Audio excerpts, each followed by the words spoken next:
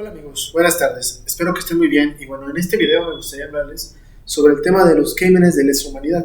Este término ha sido muy sonado a partir de las violaciones a derechos humanos y justamente se dan en contextos de violencia o en contextos de conflictos armados internos o conflictos militares, ya sea de carácter civil-militar o ya sea de invasión militar o a veces incluso en guerras civiles.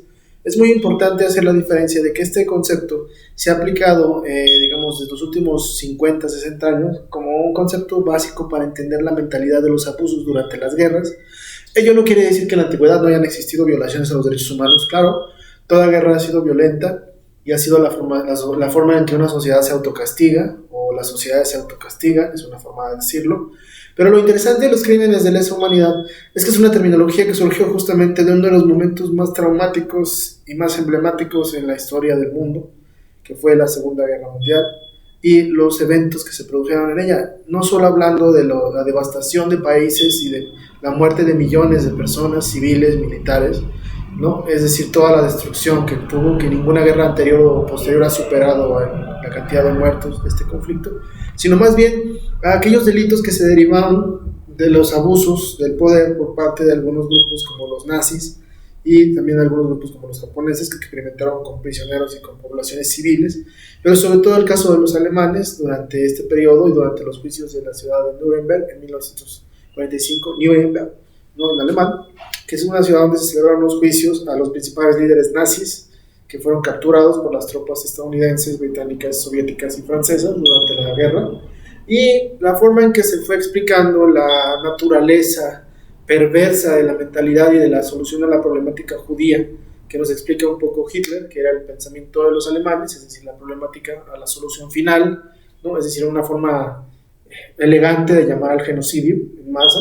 Y estos términos se empiezan a manejar justamente desde esta particularidad, aunque, como lo menciono anteriormente, en guerras anteriores ya habían existido masacres o genocidios que legalmente nunca fueron establecidos o nunca lo han sido.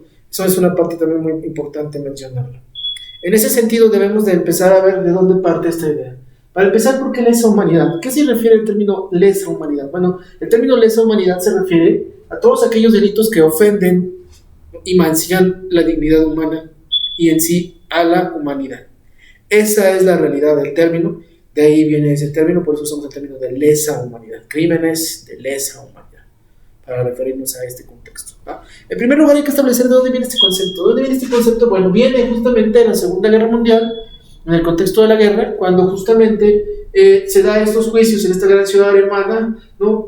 De ahí que sea algo importante mencionarlo, dicho de paso. Se escoge la ciudad de Nuremberg, porque la ciudad de Nuremberg había sido en su momento, durante los años 30, es decir, el periodo más emblemático de la ascensión del poder a Hitler, cuando Hitler tomó el poder en Alemania, había sido una ciudad donde él había dado los mayores discursos del nacionalsocialismo alemán y donde había sido exaltado por millones de personas como el líder único, ¿no? Y como esta raza única que era la cuestión que manejaba el nazismo. Y entonces los aliados piensan que va a tener un peso ideológico muy fuerte y un peso sentimental, sobre todo, hacer los juicios en esta ciudad que había sido totalmente devastada por los bombardeos aliados, pero los aliados pusieron en marcha la recuperación de la misma y para finales casi de 1945, principios de 1946, se empiezan a llevar a cabo estos procesos donde son juzgados por lo menos entre 12 a 15 líderes nazis del más alto nivel político e ideológico, como Hermann Göring, ¿no? Como el general Jodl, que había sido el comandante del ejército, el general Kaito, que había sido uno de los comandantes más cercanos a Hitler, Albert Speer, que fue uno de los miembros del comité de armamento alemán, es decir, un arquitecto que había sido el encargado de diseñar armas para el régimen nazi, y así sucesivamente una serie de líderes alemanes, entre ellos el almirante Karl Dönitz, también uno de los que firmó los acuerdos de paz con los aliados después del posterior suicidio de Hitler. Y es una parte muy importante ver cómo todos estos son llevados a juicio por las naciones vencedoras, es decir, Estados Unidos, Gran Bretaña, Francia y la Unión Soviética, que organizan, digamos, el juicio a estos criminales de guerra. Y justamente ellos designan a fiscales y jueces de estas nacionalidades, francesa, soviética, estadounidense y británica, que son los encargados de juzgar y defender a los individuos. Es una parte muy importante decirlo porque justamente se da en ese contexto y de ahí se derivan muchos de los acuerdos que van a ser fundamentales para entender los delitos de lesa humanidad. Aquí se exponen, por ejemplo, todos los abusos y todas las violaciones sistemáticas, así como los asesinatos en masa que los nazis realizaron en aras de la ciencia y en aras de esta cuestión ideológica llamada la solución final, como lo menciono, donde trataban de borrar a todos estos grupos, no solo los judíos. Sí hay que reconocer que oficialmente fueron ejecutados 6 millones de judíos, ¿no? Más o menos, y otros 5 millones de minorías étnicas, es decir, entre ellos polacos, gitanos, grupos de Europa del Este, sobre todo eslavos, países eslavos, gente que era homosexual, entre otros grupos y nacionalidades que fueron ejecutadas en las cámaras de gas. Es decir, durante la Segunda Guerra Mundial se descubre el horror de estos campos de muerte. Ahí hay que establecer una diferencia. Hubo 3 tipos de campos diferentes. Los primeros 2 eran el de exterminio y el de muerte. Así que en esto se juntaba la población, se les agrupaba de una manera en que sistemáticamente eran ejecutados en cámaras de gas y posteriormente sus restos eran incinerados, ¿no? Esa era la primera parte. Hay otros campos que son los de concentración y de trabajo. Unos tienen que ver, por ejemplo, con la idea de los prisioneros de guerra, es decir, todos los prisioneros de las naciones aliadas que caían bajo mando alemán eran puestos como en este tipo de campos, los famosos Stalag, es el nombre correcto, Stalag en alemán la palabra, y hay muchas experiencias y anécdotas de los prisioneros norteamericanos, británicos, franceses, soviéticos que estuvieron en estos campos, ¿no? Nos han legado algunos testimonios también de la crudeza y de la dureza de la vida o de la supervivencia en los mismos, y los otros son los campos sobre todo que tienen que ver con la idea del campo de trabajo forzado, que era donde los alemanes explotaban a ciudadanos civiles para continuar la maquinaria de guerra alemana, es decir, trabajando en fábricas de armamento, así sucesivamente hasta que morían por la explotación y por las condiciones laborales que les estaban sometidos. Pero los más importantes y los que nos interesan en este momento son los campos de exterminio y de muerte. Un ejemplo de ello es el campo famoso de Auschwitz, en español Auschwitz, ¿no? O el campo de Treblinka, que son de los más emblemáticos, ¿no? Berchtesgaden, que es otro campo muy importante también. Todos estos campos fueron liberados tanto por los rusos, los soviéticos en este caso, por los americanos, por los británicos. Dachau, o Dachau, en español Dachau, uno de los campos también donde mataron a miles de personas. Y esto se queda como una especie de tributo hacia la humanidad, es decir, cómo el mal puede ascender a este punto, ¿no? Y cómo en estos juicios se da una idea de castigar a estos grupos, ¿no? Particularmente los Einsatzgruppen, que es el término correcto, Einsatzgruppen, que son el término alemán, de estos comandos de las SS, las Stauffenberg, que es la fuerza especial alemana, las SS, encargadas de la ejecución sistemática de estas personas en los campos de exterminio. De hecho, es interesante que digamos esta parte porque justamente la idea de los campos surge como una necesidad de sistematizar la muerte. Y es una parte muy importante. A los líderes nazis se les va a juzgar justamente en este tribunal de Nuremberg, donde va a haber sentencias a muerte, sentencias a trabajos forzados y sentencias de absolución en algunos casos. Casi nadie escapa de la justicia, aunque hubo otros nazis, dicho sea de paso, que sí escaparon de las garras de la justicia, como por ejemplo el ángel de la muerte, conocido como Joseph Mengele, este doctor alemán que experimentó con millones de personas, que no escapó de las manos de la justicia y nunca fue juzgado. O como por ejemplo Adolf Eichmann, que fue un teniente coronel del SS que huyó y vivió por 20 años en Argentina hasta que en 1961 fue capturado por los servicios del Mossad, es decir, la inteligencia de Israel, y fue llevado a Israel, juzgado en Jerusalén y posteriormente ejecutado por crímenes de lesa humanidad.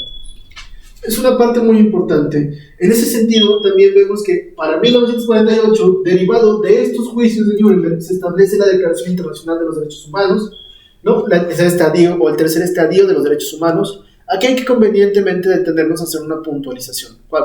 Los derechos humanos ya existían desde una perspectiva histórica. Si bien la idea de los derechos humanos se empieza a plantear desde que nacemos, todos tenemos derechos inalienables a nuestra persona, es durante el siglo XVIII cuando se empieza a dar una construcción de los mismos, sobre todo fundamentada en la idea de la independencia de las 13 colonias norteamericanas, es decir, lo que actualmente es la costa este de Estados Unidos, ¿no? La independencia liderada por John Adams, George Washington, Thomas Jefferson, Benjamin Franklin, que son los que primero empiezan a redactar un documento que es la Declaración de Independencia de Estados Unidos, donde por primera vez se utiliza el término derechos inalienables.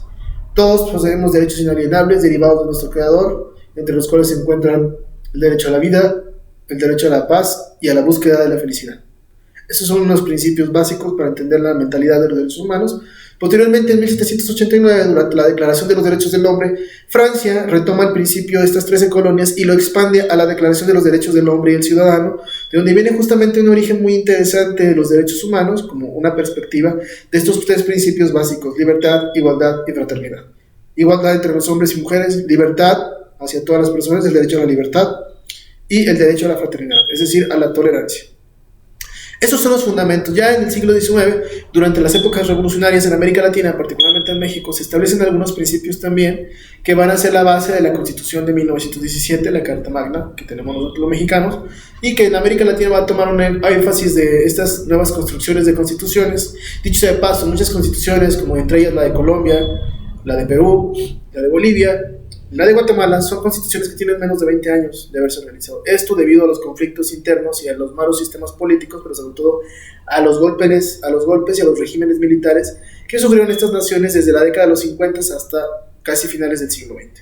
Es una parte muy importante también decirlo. En ese sentido, al establecerse la Declaración Internacional de los Derechos Humanos, se establecen justamente organismos que sancionan y juzgan a los individuos y a las naciones, pero sobre todo a los estados, que son partícipes o copartícipes de crímenes de lesa humanidad. En este sentido se crea la Corte Interamericana de Derechos Humanos, que su sede está en San José de Costa Rica. Se crea la Corte Penal Internacional, que está en los Países Bajos, de Netherlands, es decir, Holanda, lo que se conoce como Holanda. Y también está, por ejemplo, la idea de la Convención del Convenio de Ginebra, que justamente es la protección de los derechos de civiles, o sea, los derechos humanos de los civiles en contextos de guerra, en contextos de violencia, justamente en 1949. De igual forma se establece el Estatuto de Roma, que es el que limita justamente las acciones en los contextos de guerra y sanciona a los estados, no a los individuos, durante las sanciones o las acciones durante una guerra, sobre todo lo que son los crímenes de lesa humanidad, tales como crímenes de guerra, violaciones sexuales o asesinatos colectivos, etcétera, etcétera, ¿no? Algo interesante de esto es que estos delitos de carácter internacional, o que se dan en el contexto de una guerra, ya sea civil, de una invasión o de un golpe militar, no tienen una prescripción jurídica, es decir, no tienen una prescripción en cuanto a juzgarse o a perseguir a los culpables mediante la ley. Esto es una parte muy importante y es algo que debemos de observar. Es decir, ha habido ejemplos históricos que nos muestran ese ejemplo. El caso de los nazis es el más emblemático por ser uno de los principales, pero durante el siglo XX hubo otros casos muy fundamentales. Durante la década de los 60, la guerra de Vietnam nos mostró la cara, digamos, de Estados Unidos en una guerra enfrascada entre este gran país y un país pequeño de lo que es Asia, el sureste asiático, Vietnam, como tal, y una guerra muy devastadora para este país, pero sobre todo también la idea de las violaciones sistemáticas que Estados Unidos cometió durante la guerra, ¿no? Hubo algunas sanciones. Me viene a la mente una masacre llamada My Lai, en una parte donde algunos elementos del ejército norteamericano masacraron y ejecutaron a una comunidad donde no había soldados combatientes del ejército de Vietnam del Norte, ni tampoco elementos del Vietcong, que era una guerrilla, o se llamaba Viet Minh, pero los norteamericanos pusieron el término Vietcong, refiriéndose a que eran vietnamitas comunistas, de ahí viene el término Cong, Vietcong, que era como la guerrilla del sur que apoyaba al Vietnam del Norte. En esa comunidad de My Lai, que fue en 1968, los Estados Unidos masacraron a una aldea de más o menos casi 300 personas.